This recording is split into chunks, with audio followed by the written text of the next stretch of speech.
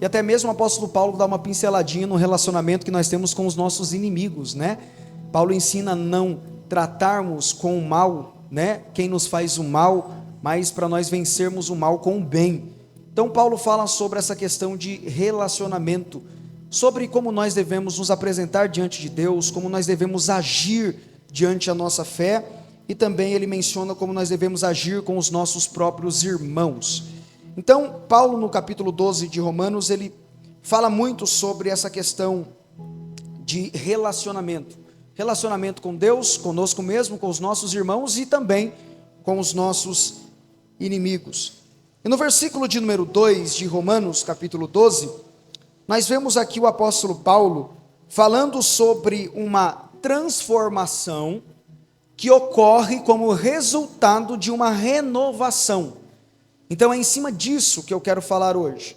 Eu quero mostrar para os irmãos que uma transformação, ela acontece como resultado de uma renovação da nossa mente, do nosso entendimento, ok? Então, é com base nisso que eu quero falar essa noite. Eu vou começar a introduzir, falando um pouco sobre esse livro. O livro de Romanos é um livro fenomenal, é um livro que é mais um tratado teológico do que uma epístola ou uma carta comum, né? Quando a gente estuda o livro de Romanos, a gente fica impressionado como que o apóstolo Paulo trata ou lida aqui com os temas que estão muito alinhados com a nossa fé. Nós somos cristãos, nós cremos em Cristo, nós temos uma fé pautada na morte e na ressurreição de Cristo, cremos que Ele é o nosso justificador, o nosso Salvador. Essa é a base da nossa fé. Nós somos salvos através da fé em Cristo Jesus como sendo nosso Salvador. Mas existem algumas questões que trazem dúvidas, né? Dentro do campo cristão. Por exemplo, quem é Deus na sua essência? Nós não temos um conhecimento tão apurado, a não ser o conhecimento que o próprio texto, a Bíblia, nos traz sobre Deus. Mas também temos perguntas mais ou menos, o que foi o pecado do homem? Por que o homem é condenado? O que o pecado faz com o homem? Quais são as consequências do pecado do homem? São questões que aparecem, né, no decorrer da vida cristã. E o apóstolo Paulo, ele trata muito bem dessas questões no livro de Romanos. Existe um teólogo que disse que a epístola aos Romanos, ou a carta aos Romanos, pode ser chamado de o evangelho de Paulo aos Romanos, né? Porque ele trabalha, ele trata as questões da nossa fé muito pormenorizadamente aqui neste livro. O livro de Romanos também tem uma importância muito grande no que tange a história cristã. O livro de Romanos foi importante, e não é importante só hoje nos nossos dias, mas também o livro de Romanos impactou muita geração dos nossos pais na fé. Por um exemplo, quando se tratava da questão teológica, da questão da fé, das bases da doutrina da nossa fé, o livro de Romanos teve uma influência muito grande no meio também dos nossos pais na fé, como por exemplo Agostinho. Agostinho, a história diz que ele era um moço que era entregue à devassidade, à imoralidade, mas lendo e estudando o livro de Romanos, ele teve um encontro com a verdade do Evangelho, ele mudou totalmente a sua vida por causa dos escritos que estavam aqui inseridos no livro de Romanos. Não somente Agostinho, mas também o próprio João Calvino, ele mencionou, ele poupou tecer elogios à carta aos Romanos. Calvino um dia disse: eu não vou elogiar muito a epístola aos Romanos, porque o meu elogio pode descredibilizar a grandeza que essa epístola tem. Ele tinha um temor em elogiar essa carta, porque ele dizia que essa carta é uma carta das portas abertas. Uma vez que você estudasse ela, você iria descobrir uma porta aberta ao evangelho da graça de Deus. Essa carta não influenciou só Agostinho ou Calvino, influenciou também Lutero. Todo mundo aqui conhece na história da igreja que no dia 31 de outubro de 1517, né, o próprio Martinho Lutero escreve ali 95 teses contestando a igreja católica que vendia indulgências, que pregava que a salvação era por intermédio das obras, né? E Lutero, quando ele teve um encontro com as verdades da carta de Romanos, ele disse que sentiu que o peso do pecado tinha saído das suas costas. Então, Naquele tempo era comum você entrar dentro de uma paróquia, ou dentro mesmo da catedral de Wittenberg, e ver Martinho Lutero caído, desmaiado, lá no pavimento da igreja, por se cobrarem penitência, achando que a penitência iria justificá-lo dos seus pecados. Mas quando ele teve encontro com o livro de Romanos, ele não precisou mais de penitência, ele não precisou mais disso, porque ele descobriu que a graça do evangelho de Cristo era suficiente para perdoar ele de todos os pecados e justificar ele, porque a justificação ela vem por intermédio da nossa fé em Cristo. Então, a carta de Romanos teve uma influência histórica no campo da teologia e influenciou esses homens, mas a carta de Romanos também teve uma influência no ambiente acadêmico. Um teólogo chamado Francis Schaeffer, ele menciona que nas faculdades norte-americanas, eles usavam o livro de Romanos como uma espécie de aula de argumentação. Eles usavam as argumentações do apóstolo Paulo para, numa sala de aula de direito, onde os alunos cursavam direito, eles aprendessem como argumentar, porque todos os argumentos de Paulo aqui, Paulo faz questão de argumentar, trazendo um conceito da argumentação, mais ou menos através das perguntas. Você sempre vai ver nas cartas de Romanos, Paulo dizendo: porventura Deus foi injusto? De modo nenhum. Porventura a lei foi injusta? De modo nenhum. Paulo perguntava, é uma técnica da retórica, né? Paulo perguntava e logo respondia, a fim de esclarecer o evangelho da graça de Cristo. Então, o livro de Romanos, no decorrer da história, ele influenciou toda uma geração, o cristianismo, e continua nos influenciando principalmente nos dias de hoje. Por quê? Porque na carta de Romanos nós encontramos aqui as respostas para as lições e as dúvidas que aparecem, que surgem dentro do cristianismo. Para onde nós vamos? Nós estamos sob o domínio do pecado? Do que nós fomos condenados? Há uma salvação para essa condenação? O livro de Romanos demonstra muito bem essas verdades. Eu quero tratar agora com vocês também a questão da ocasião em que essa carta foi escrita. Romanos foi escrito pelo apóstolo Paulo. Isso aqui é quase que conhecido de todos, né? Se existe alguém que contesta a autoria de Paulo, são poucos estudiosos. A maioria afirma que Paulo foi quem escreveu a epístola aos Romanos, porque ele mesmo descreve isso, né? No capítulo de número 1, no versículo de número 1, ele escreve para um público que são os romanos, a igreja que estava localizada em Roma. Mas quando foi que Paulo escreveu essa carta? Paulo escreve essa carta aproximadamente entre os anos 55 a 58 depois de Cristo. É claro que nesse período tinha acontecido muitas coisas com os judeus que estavam em Roma, e muitos deles tiveram que sair expulsos de Roma, principalmente quando o imperador Tibério governava, e depois, mais tarde, o imperador Cláudio passou a governar, e ele expulsou, né, alguns judeus de Roma, e alguns judeus tiveram que ter uma mudança radical na sua vida, indo para Jerusalém, começando do zero. E aí, o apóstolo Paulo, quando ele vai escrever essa epístola, ele está escrevendo para um povo que tinha acabado de voltar, para os judeus que tinham acabado de voltar para Roma, mas tinham alguns judeus que estavam ainda passando dificuldades em Jerusalém.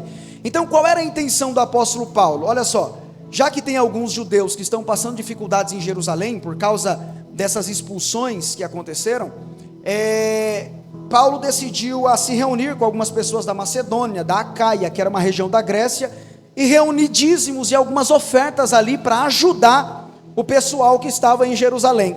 Então, quando Paulo escreve a carta aos Romanos, Paulo tem a intenção de ajudar alguns judeus que estavam na Palestina, que estavam em Jerusalém, mas também ele queria, de uma certa forma, ensinar os irmãos sobre o evangelho, ou a questão da fé em Cristo Jesus para os irmãos que estavam em Roma. Queridos, é interessante nós pensarmos nisso, por quê?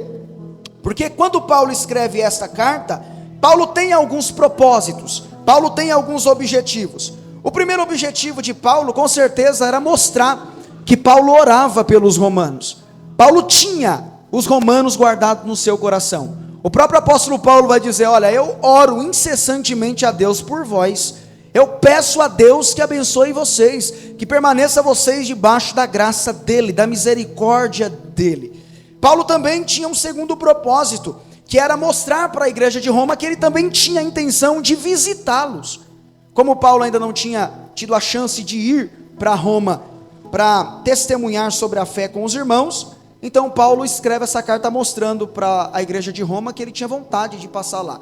Qual era o propósito de Paulo? Que está escrito em Romanos capítulo 15, versículo de número 20 em diante. Paulo mostra para a igreja de Roma que ele ia reunir ofertas para enviar para os irmãos que estavam precisando em Jerusalém, e depois ele iria viajar para a Espanha, e a intenção dele era depois da Espanha passar em Roma para visitar os irmãos, mas ele não conseguiu, né? Até então, ele disse que ele tinha alguns empecilhos, algumas dificuldades, e por isso que ele não conseguiria ir antecipadamente a Roma, mas ele deixou bem claro que ele queria chegar até Roma. Para quê? Para comunicar entre os irmãos os dons de Deus. A intenção de Paulo ali era comunicar o evangelho da graça de Cristo para os irmãos de Roma, confirmar o evangelho da graça de Cristo para os irmãos de Roma. Como no império do imperador Cláudio, lá por volta do ano 51 ao ano 54, Cláudio morre em 54 depois de Cristo, 3 anos depois, Paulo tem liberdade para escrever para os romanos dizendo: agora eu vou comunicar com vocês o evangelho da graça. E o terceiro propósito que Paulo tem ao escrever aos romanos é o propósito principal da carta, que é o quê? Mostrar a justificação pela fé em Cristo Jesus. Até porque Paulo ele escreve em Romanos capítulo 1, versículo de número 17, né, que a única justificação, ela acontece mediante a fé em Cristo Jesus. Eu vou ler para vocês Romanos 1,17, que diz: porque nele se descobre a justiça de Deus de fé em fé, como está escrito, mas o justo viverá da fé. Essa justiça a gente descobre de Deus, através de Cristo Jesus.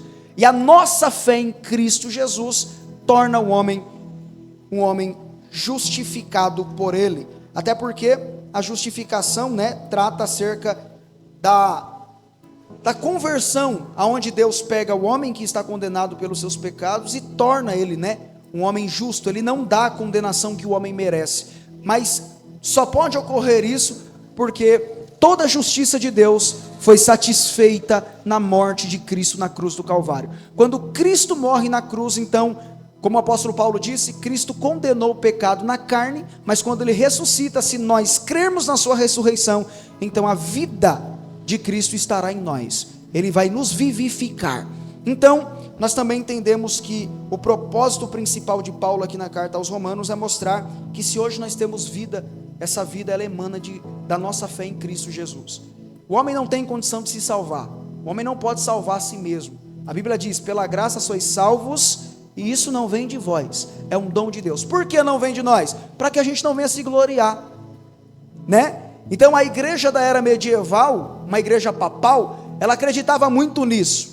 Se você fazer o sacramento, se você participar da Eucaristia, do batismo, tudo isso vai ocasionar uma salvação. Mas a Bíblia nos ensina que a salvação ela vem por intermédio da nossa fé em Cristo Jesus. Se nós crermos nele, ele é galardoador, ele nos justifica, ele nos salva, ele nos salvou através do seu sacrifício na cruz do Calvário. É isso que nós cremos e é isso que Paulo quer mostrar para a igreja de Roma. Paulo mostra para a igreja de Roma que a nossa fé em Cristo Jesus é a causa da nossa justificação. Por que Paulo menciona muito sobre isso na carta aos Romanos? Porque quando Paulo escreve essa carta, além de mencionar a misericórdia de Deus em enviar Jesus Cristo como sendo justificador do homem pecador, ele também mostra que o homem está debaixo do domínio do pecado, mas através do sacrifício de Cristo o pecado não nos domina mais. Paulo faz questão de mostrar, e ele até usa isso no capítulo 11, ele menciona, né, ele usa uma parábola ali, uma expressão, onde ele fala que os judeus, eles nasceram da oliveira propriamente dito, e nós do jambuzeiro. Os gentios são aqueles que não nascem em Israel, todos aqueles que não nascem em Israel, aqueles que não nascem na região da Palestina, são chamados de gentios. E antigamente, no tempo do apóstolo Paulo, existia uma controvérsia. Por quê? Porque por mais que o cristianismo estava crescendo, a pregação do evangelho de Cristo, existia esse preconceito. Os judeus diziam, não, nós somos os privilegiados porque o Salvador veio de nós, Cristo foi um judeu, então a salvação é exclusiva para nós. Então eles desconsideravam os gentios. E também existia um preconceito do lado dos gentios, porque os gentios, quando eles se convertiam, eles diziam assim, não, a graça os judeus rejeitaram, por isso a graça está sobre nós. E aí Paulo no livro de Romanos vai explicar que independente se a oliveira cresce, os ramos da oliveira crescem, a salvação vem para os judeus. Os judeus rejeitaram essa graça, ou essa salvação, né? Então os ramos foram quebrados, Deus pegou, por um ato de misericórdia, Paulo dizendo, o ramo do jambuzeiro e enxertou na oliveira. Mas Paulo diz, como Deus é misericordioso, e a graça dele veio para os ramos do jambuzeiro e enxertou na oliveira, ele também pode pegar o próprio galho da oliveira que foi quebrado e colocar nela mesma. Paulo está querendo dizer que tanto judeu quanto gentil estão debaixo, são pecadores, mas tanto judeu quanto gentil são alcançados pela graça de Deus, são justificados pela graça de Deus. Independente se um judeu é judeu, ou independente se o gentil foi alcançado pela graça, tanto judeu quanto gentil é alcançado pela graça de Deus. Isso está escrito também em Romanos, no capítulo 11, no versículo de número 1. Paulo vai fazer uma pergunta, digo pois, porventura, rejeitou Deus o seu povo? Paulo está dizendo, Deus rejeitou os judeus? De jeito nenhum, porque senão ele teria rejeitado a mim, que sou da tribo de Benjamim, que pertenço à tribo de Benjamim. Paulo está explicando no capítulo 11, que a graça de Deus é tanto para judeus quanto para gentios. Que Deus ele condenou, ou ele permitiu que todos estivessem debaixo da desobediência, para justificar a todos de igual forma. Tanto judeus quanto gentios. Tudo isso a gente está falando do quê? De uma graça, de uma misericórdia. Eu gosto de falar da misericórdia por quê? Porque a misericórdia muitas vezes é traduzida como compaixão, mas a misericórdia ela está mais atrelada ao conceito de, é bem longe o termo que passa, mas está quase atrelado ao conceito de empatia. Porque como é que eu sinto misericórdia por alguém? Quando eu passo pelas mesmas coisas que ela passou, e aí eu entendo que através de Cristo Jesus, se fazendo homem, se fazendo carne, Ele é aquele que tem misericórdia de nós. Deus se compadece de nós por causa do seu Filho Jesus Cristo, que mesmo em meio a uma humanidade pecaminosa, Cristo se fez carne, não pecou, venceu a tentação, venceu o domínio do pecado, venceu o pecado na carne quando foi morto na cruz, e quando Ele ressuscitou, o pecado já não nos domina mais, porque a vida que nós temos por Ele. Está escrito lá em Efésios no capítulo 2, a vida de Deus nos vivificou, estando nós ainda mortos em delitos e pecados. Nós estávamos jogados, vivendo uma vida longe de Deus, nós estávamos mortos diante de Deus, porque estávamos praticando uma vida de carnalidade, de pecado, mas aí Deus, pela sua graça, nos vivificou, através da ressurreição de Cristo, e é isso que nós cremos, e hoje nós estamos aqui. O pecado não nos domina mais, o pecado não está mais nos guiando como um cão na coleira, pelo contrário, o próprio apóstolo Paulo escreve à igreja da Galácia, no livro de Gálatas, dizendo que aquele que serve a Cristo não está debaixo da lei, mas ele vive em uma liberdade de vida, porque ele crê em Jesus Cristo, a graça o alcançou e ele adora o Senhor hoje. Então, queridos, Paulo ele mostra que tanto judeus quanto gentios estavam debaixo do pecado, mas através da graça e da justificação de Cristo, nós estamos participando dessa mesma fé, desta mesma graça. Glória a Deus por isso. Quando eu olho para isso, eu entendo que nós já estávamos condenados literalmente. Romanos 3:23 diz isso, né? Todos pecaram e destituídos estão da glória de Deus. Mas o Cristo, foi o mediador. Ele mesmo disse: ninguém vai ao Pai se não for por mim. A palavra mediador aqui vem da expressão mediar. No latim, a expressão mediatere significa aquele que se põe no meio para apaziguar uma briga. Eu entendo que Cristo, como nosso mediador, Ele é a ponte que nos liga a Deus. Porque o homem que está morto em delitos, em pecado, sendo justificados através de Cristo, tem acesso ao Pai. Paulo disse isso em Romanos capítulo 5, quando ele diz: agora nós temos paz com Deus, através do Senhor Jesus Cristo.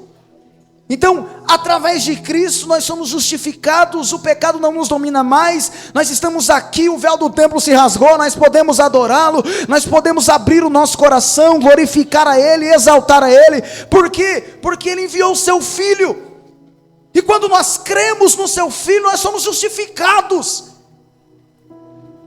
Aquele estado de pecador condenado passa a ser um estado de filho. Nós fazemos parte da família de Deus através de Cristo Jesus. E a própria Bíblia diz: porque Ele se fez irmãos, o primogênito de muitos. É através dEle, a graça dEle, a misericórdia dEle. Ele enviou o Seu Filho para nos justificar, para nos tirar do domínio do pecado.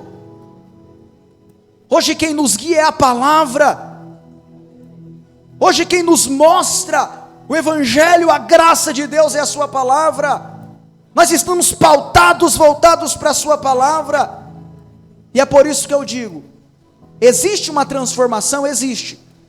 Mas essa transformação, ela só pode acontecer quando a nossa mente, ela é renovada através da palavra de Deus. Conhecer o Evangelho de Cristo me transforma por completo. Conhecer o Evangelho e a graça, a misericórdia de Deus me transforma. A visão que eu tinha de Deus eu não tenho mais. Aquela visão de que Deus está longe de mim eu não tenho mais. Porque observando as Escrituras e a palavra de Deus eu entendo que através do Seu Espírito Santo, que testifica a palavra, Deus está perto de nós, a presença dEle está perto de nós. Ele está habitando dentro de nós. O Espírito Santo está em nós, nos guiando, nos aperfeiçoando para o dia da glorificação, para o dia em que Jesus voltar para buscar o seu povo. Glória a Deus por isso. Quando a nossa mente passa a ser renovada, conhecendo esse Evangelho, a minha visão sobre Deus muda. Eu não vejo mais um Deus carrasco, como muitas pessoas falam aí fora, né? Deus é um Deus carrasco, porque lá no Antigo Testamento, Ele faz aquilo, Ele mata, Ele faz aquilo, Ele faz aquilo. Quando eu olho para dentro das Escrituras, eu vejo que até na consequência ou no juízo de Deus existe misericórdia.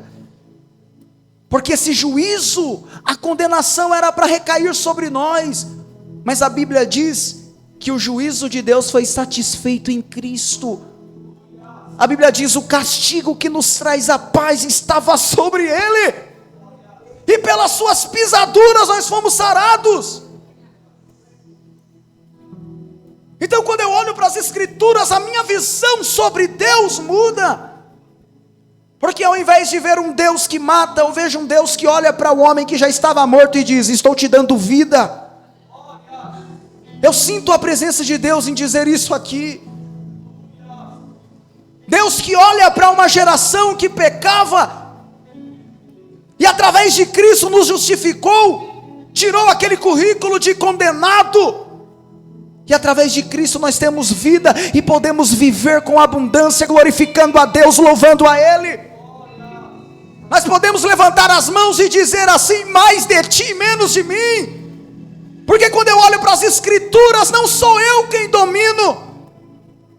Cada vez que eu conheço quem é Deus, mas eu entendo o quão pequeno eu sou, o quão grande Ele é, o quão criatura eu sou e o quão Criador soberano Ele é sobre a minha vida. Não sou eu quem ando conforme os meus próprios desejos, mas agora eu ando conforme a vontade de Deus, aquilo que está escrito na palavra dEle. Isso é a graça e a misericórdia dEle sobre a nossa vida. A misericórdia de Deus que pega um homem que estava jogado e coloca ele em uma condição de paz, de tranquilidade, de bênção, de perseguição, mas em todas elas nós recebemos perseverança, nós receberemos sempre experiência. Não é isso que a Bíblia diz? Porque a tribulação produz em nós perseverança, e a perseverança vai produzindo, vai produzindo, vai produzindo. Então a graça de Deus, ela é sobrenatural e ela é linda demais sobre a nossa vida. Paulo mostra aqui no livro de Romanos que essa graça de Deus nos justificou, que todos estávamos em pecados, mas hoje todos nós somos livres em Cristo Jesus, nós não estamos condenados, que a nossa fé em Cristo Jesus nos conduz a uma vida eterna, a viver com Ele, a crer, a ter a esperança de que Ele voltará, e que nós vamos encontrar com Ele nos ares, que nós vamos estar com Ele, glorificando a Ele, bendizendo a Ele. Essa é a esperança da nossa salvação. Mas quando chega aqui no capítulo 11, e no versículo de número 33, Paulo exalta a sabedoria de Deus. Então Paulo destaca aqui no versículo 33 que a sabedoria de Deus é uma sabedoria insondável. Mediante a todo esse processo da graça e da salvação, aonde Deus ele encerra todos debaixo do pecado, para justificar a todos, através de Cristo, através da fé em Cristo. Isso está escrito no versículo 32, porque Deus encerrou a todos debaixo da desobediência, para com todos usar de misericórdia. Paulo começa a exaltar a Deus. Olha quão sábio Ele é, quão profundos são os seus pensamentos, porque dele, para Ele, são todas as coisas. Não cabe a nós tentarmos medir a mente de Deus. O que cabe a nós é, através da nossa fé em Cristo, aceitar que essa graça já está agindo em nós, que a misericórdia dele está agindo sempre em nós, que através de Cristo nós temos vida em Deus, estamos aqui glorificando a Ele. Mas do capítulo 1 de Romanos até o capítulo 11, Paulo fala de uma doutrina. Paulo ensina aqui uma doutrina para os irmãos de Roma. No capítulo 12 até o capítulo 16, aqui Paulo já ensina uma lição de fé prática. Porque não é só doutrinar, é doutrinar a ponto daquela doutrina exercer em nós uma atividade, uma prática. Então Paulo escreve no capítulo 12 aos Romanos, e olha só que interessante, se você puder acompanhe comigo aí. O verso de número 1 diz assim: rogo-vos, pois, irmãos, pela compaixão de Deus, que apresenteis os vossos corpos em sacrifício vivo, santo e agradável a Deus, que é o vosso culto racional. Do capítulo 1 até o capítulo 11, Paulo está falando da entrega de Cristo, que gerou em nós uma justificação. No capítulo 12, Paulo já menciona a nossa entrega, o nosso relacionamento com relação a se apresentar, a se entregar a Ele. Paulo destaca uma coisa muito interessante. Primeiro, ele destaca a expressão rogo-vos. Essa expressão aqui na língua grega tem o significado de autoridade, mas também de um apelo. É como se Paulo estivesse apelando ou pedindo, de certa forma, suplicando aos irmãos para que se apresentassem a Deus como um sacrifício vivo. Só que Paulo aqui está continuando algo que ele já estava falando, por causa dessa expressão pois. Ele diz: rogo-vos, pois, irmãos, pela compaixão de Deus, pela misericórdia de Deus. Paulo está falando de um Deus que é gracioso, misericordioso, que enviou o seu Filho, que através do seu Filho ele nos justificou, que a fé em Jesus nos justifica, nos tira do domínio do pecado. Está falando de um Cristo que se entregou, e agora ele lembra novamente aos irmãos: olha, eu peço a vocês, pelas misericórdias de Deus, por essa fé que nós cremos, que apresenteis os vossos corpos em sacrifício vivo. Olha só o paralelo que Paulo faz. Por quê? Porque lá no Antigo Testamento existe uma prática de sacrifício, e a prática era, você tinha que entregar o sacrifício morto, imolado. Mas Paulo não, Paulo menciona, entregue, ou se entregue como um sacrifício vivo. um sacrifício santo, um sacrifício agradável. Paulo está utilizando aqui uma linguagem que se associa ao Antigo Testamento. Primeiro, ele utiliza a linguagem sacrifício vivo, como um vislumbre do ritual de sacrifício do Antigo Testamento. Agora, esse sacrifício ele tem que ser vivo. Por quê? Porque traz a ideia de um sacrifício contínuo. Lembra que o escritor aos Hebreus mostra que no ritual do Antigo Testamento, quando alguém ia entregar um sacrifício, o sacrifício ele era imolado, mas depois eu tinha que entregar de novo o sacrifício, porque não era suficiente a entrega daquele animal imolado, daquele sacrifício imolado. Só que Paulo agora não está falando para nós sermos um sacrifício morto, mas nós somos agora um sacrifício vivo, ou seja, nós sempre temos que nos apresentar, nós sempre temos que estar diante desse altar, nos entregando diante dele, abrindo o nosso coração, glorificando, exaltando, adorando a Deus. Não é um sacrifício que morre e acaba, mas é um sacrifício contínuo. Segundo ponto que ele destaca aqui é um sacrifício vivo, um sacrifício santo. A palavra santo aqui traz a ideia de separado. Nós devemos ser, ou quando nós vamos nos relacionar com Deus, ou se apresentar diante de Deus, nós temos que ser aquele sacrifício separado para Ele. Traz a ideia do serviço, separado para viver para Ele, para servir a Ele, para buscar a Ele. É o nosso relacionamento com Deus. O culto racional, a palavra racional é lógicos no grego, né, que traz a ideia de um culto que traz o pensamento, que traz a razão, que traz o conhecimento. O nosso culto tem que ser um culto com entendimento. Nós temos que chegar aqui e se entregar todas as vezes a Ele como um sacrifício vivo, mas também um sacrifício santo, separado para Ele, separado para o serviço dEle, separado para buscar a Ele. Não pode ser um sacrifício dividido, tem que ser um sacrifício completo, mas para Ele, separado para Ele, entregue somente a Ele. Ele acrescenta um terceiro ponto também aqui, agradável a Deus. Paulo traz à memória aqui a oferta de incenso. Antigamente, o povo no Antigo Testamento levava, o sumo sacerdote, ou o sacerdote levava o incenso até o incensário, onde ele queimava algumas especiarias, e aquelas especiarias subiam com um cheiro agradável, com um cheiro aromático. Paulo traz essa ideia. Quando formos nos apresentar no relacionamento com Deus, nós precisamos entender que nós somos um sacrifício agradável a Ele. A nossa conduta, a forma como nós nos comportamos, a forma como nós cremos, a forma como nós vivemos, tem que ser uma forma que agrade a Deus, que seja agradável a Ele. Nós temos que chegar num culto, aonde nós estivermos, nós temos que ser agradáveis a Ele, em casa, no trabalho, na igreja, na escola, nós temos que ser agradável a Ele. Temos que viver de maneira que seja um viver agradável a Deus. E agora chega na parte que mais me chama a atenção. No verso de número 2. Paulo fala de um relacionamento comigo mesmo.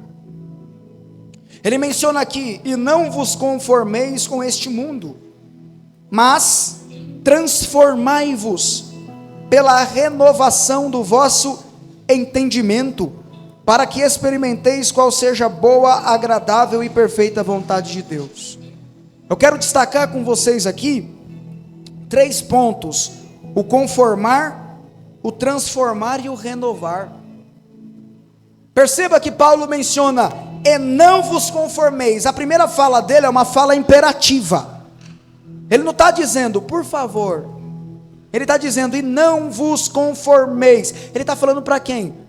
Ele está falando para aquele sacrifício vivo, santo e agradável a Deus, que crê em Jesus Cristo, que crê que Jesus é o nosso justificador, o nosso salvador, é aquele que tem fé em Cristo, é aquele que não só diz eu tenho fé, mas que pratica também esta fé. Paulo está falando com quem tem fé em Cristo Jesus, dizendo assim: olha, não vos conformeis com este mundo. A palavra conformar aqui é uma palavra composta, sischematsu, ou a palavra esquema, é a raiz da palavra no grego. Essa palavra significa basicamente amoldar, andar no curso, fazer as mesmas coisas. Mas quando nós pegamos a raiz da palavra conformar aqui, o que Paulo está dizendo é: não assuma a forma deste século. Literalmente a palavra esquema no grego, não é esquema em português, é esquema no grego, tá? Essa palavra significa basicamente tomar a forma ou se tornar basicamente a outra pessoa. É basicamente o sentido de copiar o que a outra pessoa faz. Nesse sentido, Paulo disse: e não vos conformeis, não se amolde com este mundo. A palavra mundo aqui, por incrível que pareça, não é cosmos. A palavra mundo aqui é uma palavra usada para traduzir geração, século. Está falando de uma geração que está envolvida no pecado, uma geração que muda conforme a moda, uma geração que sai ano, entra ano, acredita mais no relativismo, não tem nada a ver. Uma geração que entra e sai ano, não tudo pode. Hoje nós estamos vivendo uma época que ser crente é ultrapassado. Parece que o errado virou certo e o certo se tornou errado. Hoje o mundo quer pregar ou apregoar no nosso entendimento que o que nós cremos é errado. Começou há muito tempo atrás com a ciência, que chegou destruindo ou tentando destruir todo o argumento teológico da época. Aí surgiu uma doutrina fundamentalista, né? Porque surgiu uma teologia liberal, onde eles pregavam que os milagres e a doutrina bíblica tem que ser vista sobre um ponto de vista científico. Com o passar do tempo também surgiu o pós-modernismo, aonde a expressão aqui é: você pode ser o que você quiser, você pode fazer o que você quiser. Isso vai na contramão do que aquilo que a palavra de Deus nos ensina, porque nós vivemos por fé, nós vivemos por aquilo que a Bíblia nos ensina que devemos viver. E hoje na nossa geração, hoje você pode fazer tudo. Não, hoje tem inúmeras igrejas, inúmeros regimentos internos, hoje tem inúmeros pensamentos, inúmeras linhas de pensamentos, hoje está uma bagunça. E eu vejo aqui em Romanos 12:2, Paulo dizendo ao povo, e serve para nós hoje: e não vos conformeis. Não vá andando conforme a mudança mundana. O mundo muda, então eu mudo. O mundo muda, então eu mudo. Eu não vou tomar os padrões dele. Paulo está dizendo: e não vos conformeis, não tome a forma do mundo, mas transformai-vos. Palavra metamorfo aqui, né? Que vem de metamorfose, a transformação de dentro para fora. Uma transformação que quando ela vem radicalmente. É andar na contramão, é não mudar quando o mundo está em mudança. Nós não mudamos porque nós temos uma base. Paulo está mencionando: e não vos conformeis com este mundo, mas transformai-vos. Só que é interessante aqui que ele está falando que essa transformação acontece pela renovação. Parece até um jogo de palavra, né? Que ele fala: transformai-vos pela renovação. A palavra transformai-vos é metamorfo, a palavra renovação é anakanoisis ou anakainosis no grego. Essa palavra traz a ideia de florescer, de renovar, de refazer, de ter mais vida, de ter mais vigor. E o que me chama mais a atenção é que Paulo, ele acrescenta uma ideia disso no capítulo 12, ou melhor, no capítulo 13 e no versículo 14, é onde ele diz: mas revesti-vos do Senhor Jesus Cristo, e não tenhais cuidado da carne em suas concupiscências. Paulo está falando: não assuma a forma do mundo, mas também não queira assumir uma forma particular. Ele está dizendo: se renove, ou seja, seja, além de ser transformado, passe a viver como Cristo, nos ensinos de Cristo, na doutrina de Cristo. Não é transformar do jeito que eu quero, é transformar do jeito que Cristo é, andar como Cristo andou, ter essa renovação. Então eu entendo dentro desse texto que a transformação ela só acontece por causa desta renovação. E é uma renovação que acontece aonde? No nosso entendimento. Se a nossa mente for transformada, ou melhor, renovada, todo o nosso ser, principalmente o nosso coração, será renovado ou transformado. Essa renovação da mente que começa na mente, quando nós descobrimos quem é Cristo, o que Ele fez por nós, e quando nós descobrimos que nós não podemos andar conforme o molde desse mundo, mas nós temos que assumir as características de Cristo, buscar a Cristo ou buscar a ser como Ele foi, então todo o nosso ser é transformado. Amém? Toda a nossa vida é transformada. É por isso que eu creio que se a nossa mente estiver voltado à palavra de Deus, então a minha conduta chegará mais próximo do que a palavra de Deus diz. Se a minha mentalidade estiver visualizando ser como Cristo foi, ou como Cristo nos ensinou na sua palavra a ser, então eu nunca mais serei quem um dia eu fui antes. Nós precisamos entender que o ponto principal aqui é a nossa mente. Precisamos transformar ou renovar aquilo que nos move. Precisamos renovar aquilo que muda o nosso comportamento. Porque se eu andar conforme o curso do mundo, isso significa que a minha mentalidade pensará como o mundo pensa, que a minha conduta agirá como o mundo age. Mas se a minha mentalidade for renovada através do entendimento da palavra de Deus, então eu não vou pensar mais como o mundo pensa, eu não vou agir mais como o mundo age. Pelo contrário, eu serei transformado. Aí alguém vai olhar para você e vai falar: rapaz, você está experimentando a boa, a perfeita e agradável vontade de Deus. Nossa, o que aconteceu com você? Você era tão perdido e hoje está salvo. Nossa, você era um derrotado na sua vida, mas hoje você tem esperança. Mesmo em meio à dificuldade, você crê que o que tem reservado para você no futuro é maior do que o que você não recebeu aqui. Não é isso que Pedro nos ensina na sua carta, quando ele escreve para os foragidos, os perseguidos, quando ele escreve para os crentes da dispersão, Pedro escreve dizendo assim: olha, não temam o fogo ardente da perseguição. Por quê? Porque aquilo que nós esperamos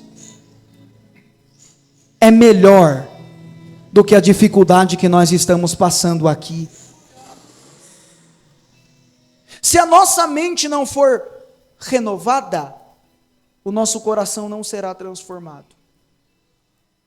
Nós precisamos, dentro da visão da palavra de Deus, renovar a nossa mente, para que a nossa conduta venha a estar baseada naquilo que a palavra de Deus diz. Não é ser o melhor crente,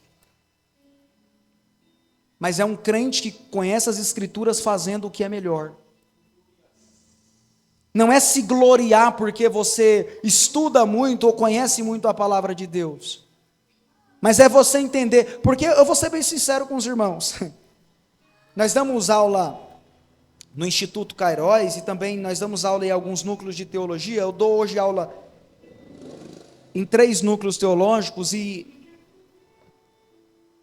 em um deles, na terça-feira, eu disse assim: irmãos, quando a gente descobre o que realmente a palavra de Deus diz, a gente para de pregar muita coisa desnecessária. Quando a gente entende que o tema central da Bíblia é Cristo e o assunto é a salvação, nós passamos a pregar para alguém que é um pecador, que ele precisa desta graça.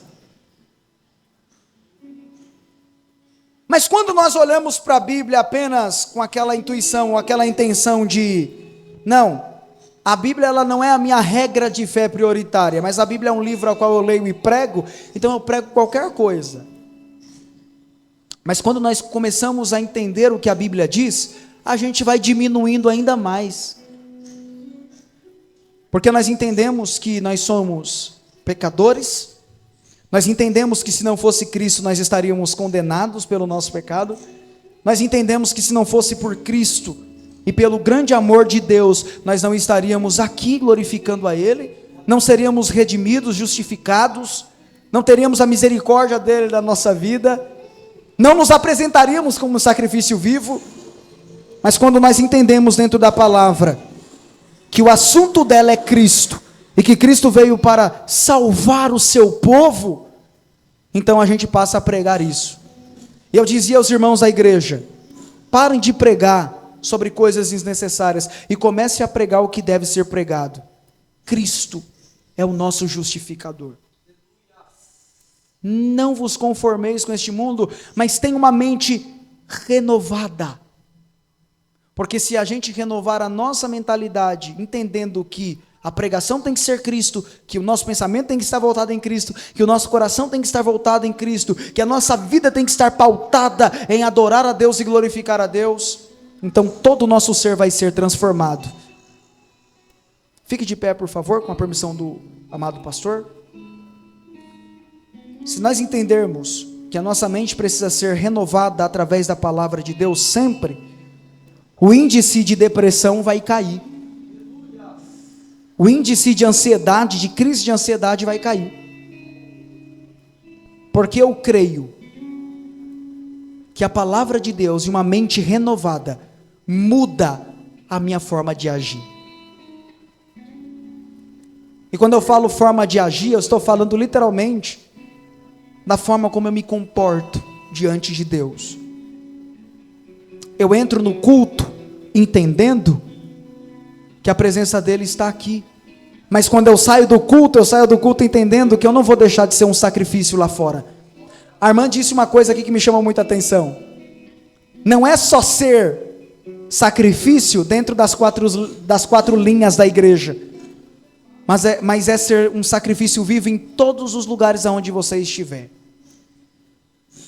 É você ser um adorador, é você glorificar a Deus aonde você estiver.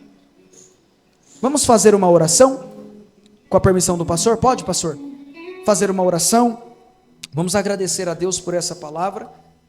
Hoje eu ministrei aqui para vocês que a transformação ela é o resultado dessa renovação. Deus ele vai nos transformar. Mas antes de nos transformar aqui fora, Ele está renovando aqui a nossa mentalidade. Para que a gente venha viver de forma que agrade a Deus e experimentar também as bênçãos de Deus.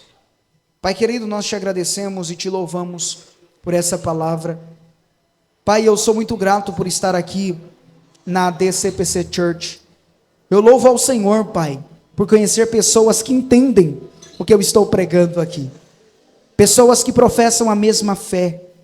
Muito obrigado, Senhor, por essa palavra tão rica, que nos ajuda a entender, ó Deus, que precisamos sempre renovar a nossa mente com o entendimento da sua palavra. E muito obrigado por nos fazer entender, Pai, que as transformações que acontecerão nas nossas vidas a partir de hoje, acontecerão porque nós teremos uma mente renovada. Pai, o nosso modo de agir, o nosso comportamento, o nosso modo de pensar, o nosso modo de falar, a nossa forma de adorar, Senhor, será transformada, porque o nosso entendimento está sendo renovado pela sua palavra. Glória a Deus por isso. Eu te louvo, ó Deus, pela sua graça, pela sua bondade e misericórdia. Graças te damos, ó Deus, porque tu és fiel, Pai.